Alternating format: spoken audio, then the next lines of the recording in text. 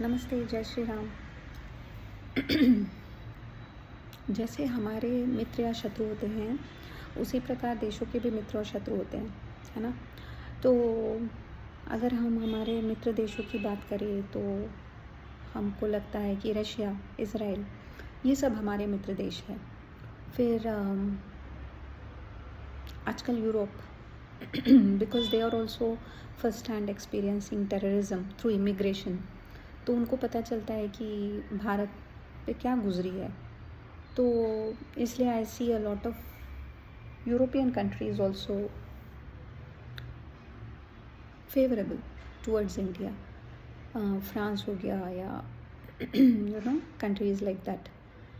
वैसे तो वो लोग कल्चरली बहुत कुछ चुरा के लेके गए। इवन मैंने सुना है ड्यूरिंग ब्रिटिश राज इवन जंगल को तक काट के लेके गए to make their own log cabins. फिर मैन्युस्क्रिप्ट्स हो गया या यहाँ की संस्कृत भाषा हो गई या यहाँ की मूर्तियाँ हो गई, उनको तो वैसे भी वो लोग चोरी करके लेके गए। लेकिन आज उनको पता चलता है कि टेररिज्म क्या है, क्योंकि उनके भूमि में वो हो रहा है। So they are also favourable towards us. So अगर हम शत्रुओं की बात करें तो जनरल बिपिन सिंह रावत कह के गए थे कि the two enemies that we know of, जो पाकिस्तान एंड चाइना हैं, वो कुछ भी नहीं है in comparison to the half. And when he was saying half, he meant the enemies residing in India, जो चाइनीज़ एजेंट है या मिनी पाकिस्तान है within India, that is where the real threat is from. ठीक है। सो कोई भी मित्र होने की क्या निशानी होती है कि मित्र जो है वो आपके साथ खड़ा होता है ना? आपके आपदाओं के समय में, या जब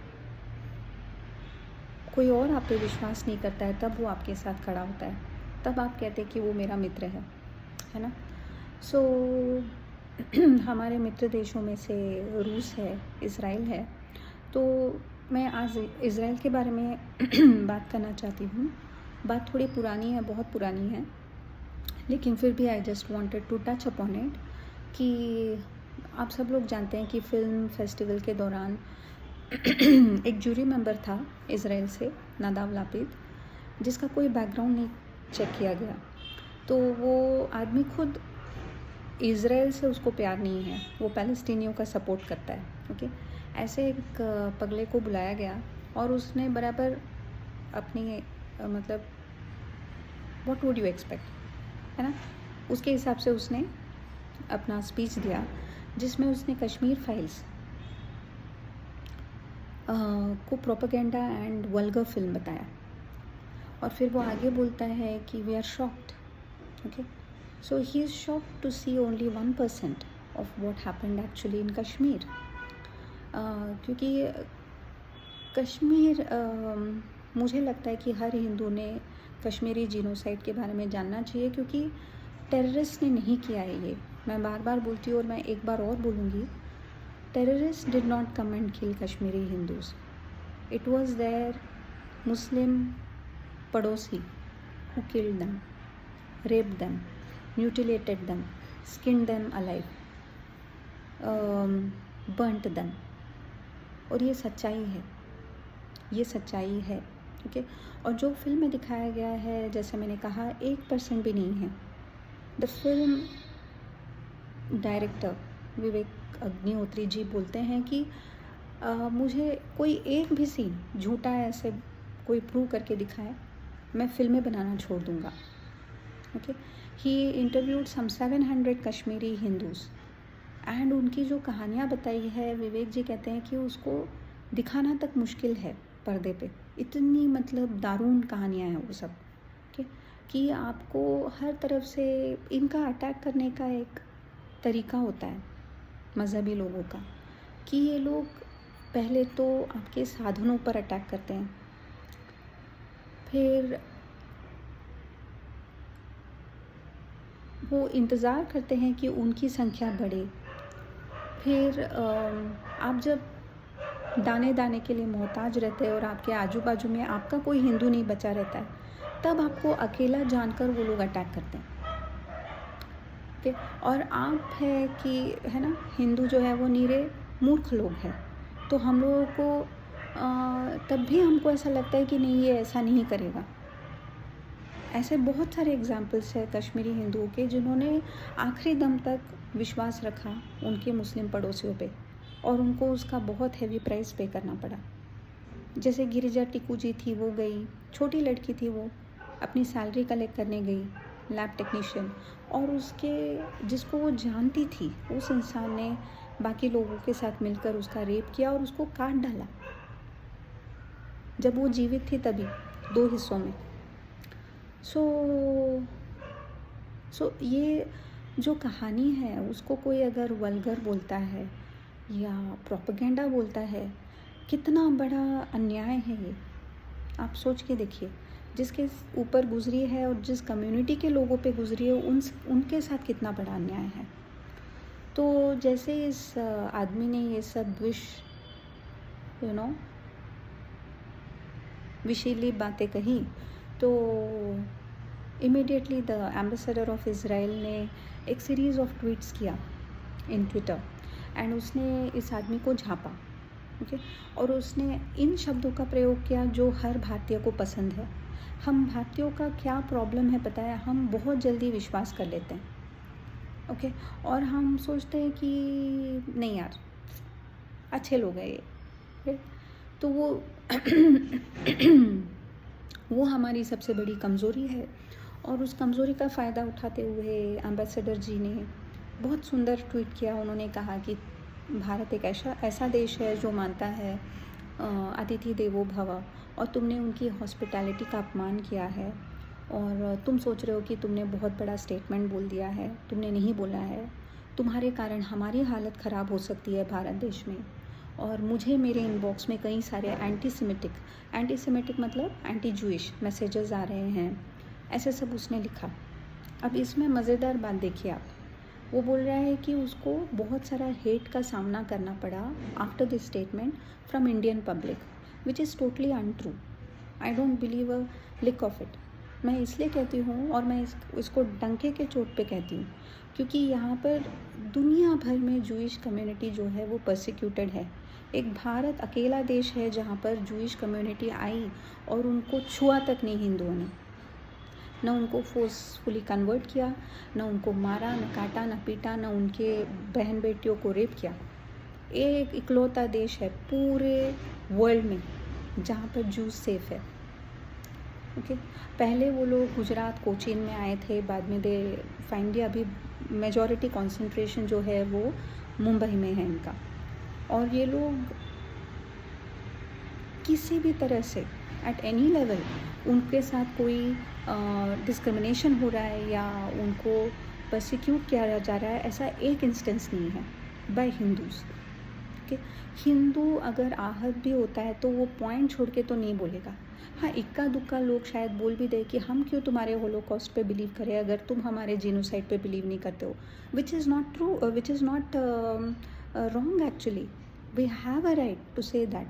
बट ठीक है, अगर आप सोचते हैं कि इट इज़ भावनाओं में बहकर बोली हुई चीज़ है और सही चीज़ नहीं है, तो वो मतलब वो इक्का दुक्का % होंगे भारत के लोगों में से। मेजॉरिटी ऑफ द भारत के लोग स्टक टू वन पॉइंट कि आप ऐसा कैसे कह सकते हैं। जो सही में घटित हुआ है उसको प्रोपेगेंडा ठहराना, उसको वल्गर बोलना, जिनके साथ हुआ है सोचिए आप कि उसको कैसा लगेगा, उस कम्युनिटी को कैसा लगेगा। और एक लार्जर आप इम्प्रिंट देखें तो पूरी हिंदू कम्युनिटी को कैसा लगेगा कि आप एक्सेप्ट ही नहीं कर रहे कि उनके साथ ऐसा हुआ है। ठीक है, अगर आपको सच्चाई नहीं मालूम और आप पूरी तरह से फिल्म में जो दिखाया उस पर विश्वास नहीं करना चाहते, कोई बात नहीं, but you don't have any right to disapprove it. Do you have proof to show that ये नहीं हुआ था? नहीं। तो आपके पास जब वो हुआ है या नहीं हुआ है, दोनों का प्रूफ नहीं है, तो आप एक साइड को लेकर किस प्रकार चल रहे हैं? और हम क्या पागल है जो नहीं हुआ है उसको दिखाने के लिए? कितने वर्षों से तो इसको दबाने की कोशिश की गई है। कश्मीरी पंडित आज भी अपने ही भारत देश में रिफ्यूजी की तरह घूम रहे हैं। यहाँ की सरकार उनका ख्याल नहीं रख रही है, यहाँ की न्याय व्यवस्था उनके केसेस को लेने को तैयार नहीं है। ये मतलब उनको क्लोजर तक नहीं मिला है, ना वो वापस अपनी ज़मीन में जा सकते, राइट, ज़मीन पे जा सकते हैं, क्योंकि कश्मीर में आप इनवाइटेड नहीं हैं। अगर आप हिंदू हैं तो आप टूरिस्ट की तरह आइए, आप पैसा खर्च कीजिए, क्योंकि आप काफिर हैं, तो आपसे कमाना इज़ हलाल, बट आपको रहने नहीं देंगे वो लोग, और कश्मीरी हिंदुओं को तो बिल्कुल नहीं रहने देंगे, दो वो उनकी भूमि है। कश्मीर ये काश्यप मुनि से उसको नाम पड़ा है, ओके। कश्मीरी हिंदू वापस नहीं जा सकते हैं, बाकी हिंदू वहाँ पे जाके सेटल नहीं हो सकते हैं। होना भी, आपको जाना है तो आप पैसे खर्च करो, टूरिस्ट की तरह आओ, 2 दिन रहो और निकलते बनो, ऐसा हालत है हिंदुओं का। और ये आदमी आके बोल जाता है, और इनका एम्बेसडर 2-4 अच्छे शब्द बोल देता है तो भारतीय लोग पिघल जाते हैं। वो आदमी ने उस आदमी को डांटा नहीं, डांटा इस बात से कि तुम्हारी वजह से मुझे जो है हेट्रेड फ्रॉम इंडियन पब्लिक झेलनी पड़ रही है, तुम्हारी वजह से मेरी जो टीम है वो खतरे में आ सकती है। कौन सा खतरा है भाई आपको? किस हिंदू को आपने गला काटते हुए देखा है, सर तन से जुदा से करते हुए देखा है? कौन सा हिंदू आपको एंटीसेमिटिक मैसेजेस भेज रहा है? मुझे नहीं लगता इसमें कोई तथ्य है। और पता है आपको उसने क्या कहा आगे, एम्बेसडर ने, कि तुमको उस मूवी के बारे में बिना जाने कुछ नहीं बोलना चाहिए था। उन्होंने ये नहीं बोला कि हाँ ये हुआ है, वी रिकॉग्नाइज कि कश्मीरी जिनोसाइड, कश्मीरी हिंदुओं का जिनोसाइड हुआ है, जबकि it is a known fact. एक नहीं, हज़ारों केसेस है जो डॉक्यूमेंटेड है, जो कश्मीरी हिंदू जो डायस्पोरा है वो बता रही है अपनी कहानी। फिर भी वो ये नहीं बोल रहा है कि हम विश्वास करते हैं, वो बोल रहा है कि तुमने बिना जाने क्यों कमेंट किया, और तुमको कमेंट ही करना था तो भारत में जाके क्यों किया? तुमको जो बोलना था तुम इजराइल में बोलते। आप देख रहे हैं what is the tone of his reply to the behaviour, to this despicable behaviour of this guy called Lapid. लेकिन हिंदूज जो है वो पिघल जाते हैं। हम कहते नहीं हमारा दोस्त है, इज़राइल हमारा दोस्त है, देखो देखो एम्बेसडर ने कितनी अच्छी अच्छी बातें कही है। बट आप अभिजीत चावड़ा जी का पॉडकास्ट सुनिए इस पर, कि क्यों आपने जो एम्बेसडर ऑफ इज़राइल ने जवाब दिया है उसको बार बार पढ़ना चाहिए और समझना चाहिए कि there are no permanent friends. कोई अगर आपका दोस्त है तो वो दूसरा भारतीय ही है, समझे आप? भारत को एक यूनिट समझिए आप, और आपको आपके पैरों पे खड़ा होना पड़ेगा, अपना आत्मविश्वास जगाना पड़ेगा। You have to understand that. Why I am saying this, आप इंसानों की बात लीजिए ना, हमारे मित्र भी होते हैं, शत्रु भी होते हैं, और मैंने बिगनिंग में ही कहा था कि मित्र की सबसे बड़ी क्वालिटी ये होती है कि वो आपके साथ खड़ा रहता है। लेकिन मित्र के साथ भी बाउंड्री बनाना बहुत ज़रूरी रहता है। कई बार मित्र आपकी बाउंड्री को नहीं समझते हैं ना, तो वो आपकी डिसरिस्पेक्ट भी कर सकते हैं।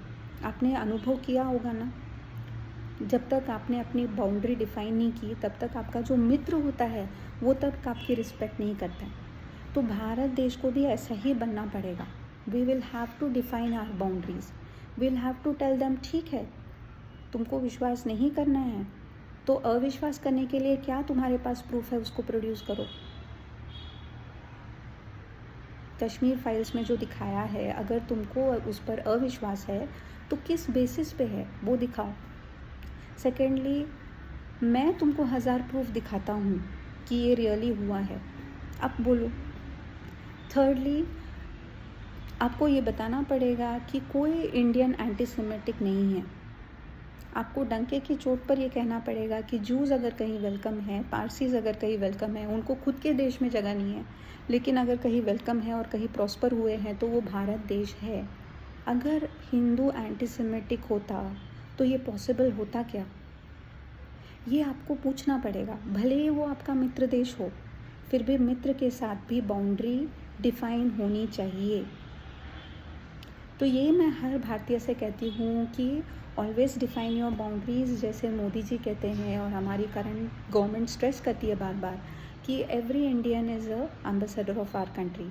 अगर कोई इंसान इस तरह से बात करता है तो पिघल मत जाइए, वो क्या बोल रहा है उसको जानने का प्रयत्न कीजिए और उसको तथ्यों के आधार पर पकड़े और उसको बाउंड्री डिफाइन कीजिए। Yes, you are a friendly country to us, but you cannot transgress these boundaries, you cannot falsify what happened with us, and you cannot blame us for anti-Semitism. No, we won't take that, because proof is to the contrary.